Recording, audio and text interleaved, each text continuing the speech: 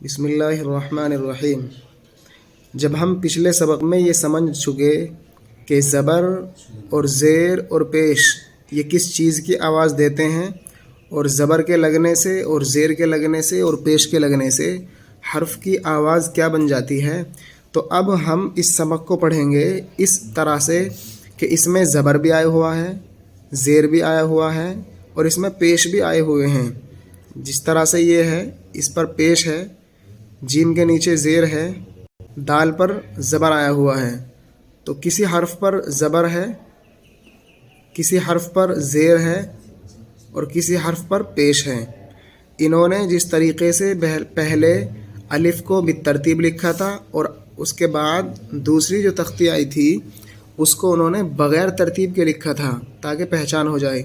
اسی طرح یہاں بھی جو پچھلا سبق ہم پڑھ کر آ رہے ہیں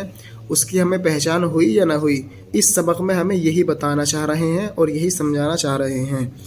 تو سبق نمبر 6، بے ترتیب حروف۔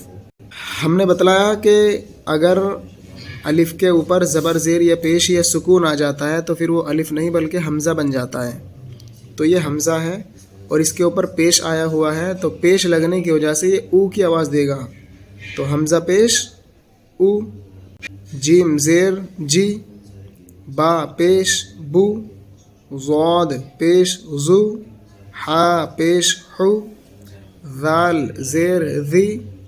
را پیش رو، چا زیر چی، میم زیر می، لام زیر لی، تا زیر تی،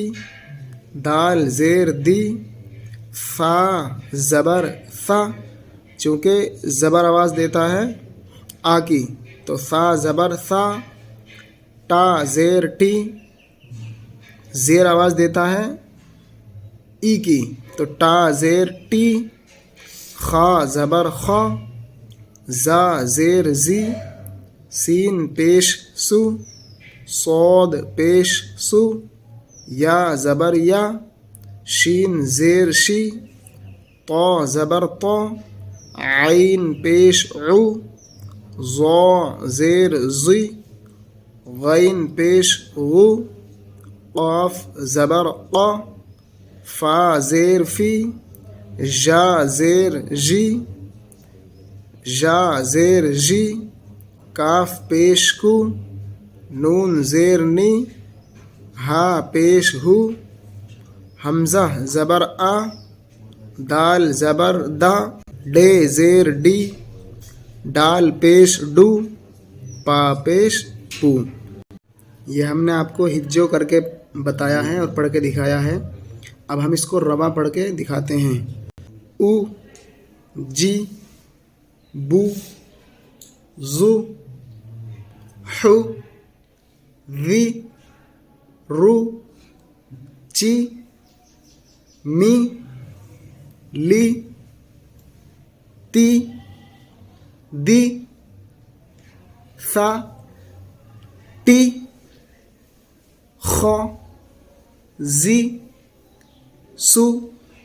سو، یا، شی، طا، عو، زی،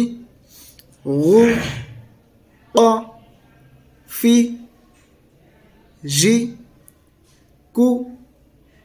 نی، ہو، آ، دا، ڈے، ڈو، پو۔ اس کو روا بولتے ہیں۔ تو پہلے ہمیں اس سبق کو ہجو یاد کرنا ہے اور الفاظ کی پہچان کرنی ہے کہ یہ الف ہے، اور پیش آنے کی وجہ سے اب اس کو ہم حمزہ پڑھیں گے، اور پھر اس کے بعد اس کو ہمیں روا یاد کرنا ہے۔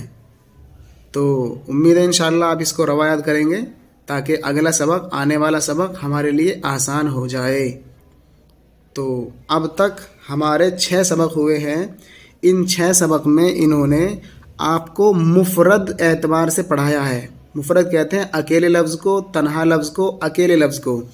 اب یہ اکیلے اکیلے جب آپ سمجھ گئے، پہچان بھی ہو گئی اور زبر زیر پیش بھی آپ سمجھ گئے، تو اب آئندہ مرکب لفظ شروع ہو جائیں گے، یعنی جوڑ جوڑ کر لفظ کی پڑھائی شروع ہوگی۔ تو اس سبق کو آپ یہاں تک اچھے سے پڑھ لیں تاکہ اگلا سبق بہت آسانی کے ساتھ ہمارے یاد ہو جائے۔